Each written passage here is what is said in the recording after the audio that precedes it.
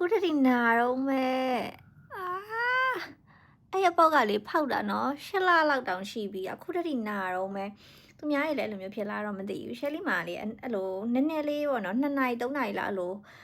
ဖယ်လိုက်ပြီဆိုတာနဲ့အဲ့ဒါပြန်ပိတ်သွားတော့လားဆိုတော့အခုတည်းရှယ်လီကဘာပြကျင်တာလဲဆိုတော့လေဒီဟာလေးပေါ့နော်ရှယ်လီလိုမျိုးအဲ့လိုမျိုး PSC နေလောက်ထားတဲ့သူတွေအတွက်ပေါ့နော်ဆေးရည်အနက်မနန်အောင်လို့ပေါ့နော်ဘယ်လိုလုပ်ရလဲဆိုတော့သူကဒီမှာအဲ့ရတန်လေးကိုဒီလိုမျိုးလေးနှစ်ပြီးသွားတော့ခုနအပေါက်ထဲကိုဒီမှာထိုးထည့်လိုက်ပေါ့နော်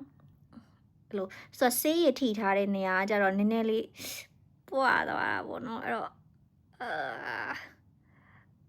အဲ့ဆိုလို့ရှိရင်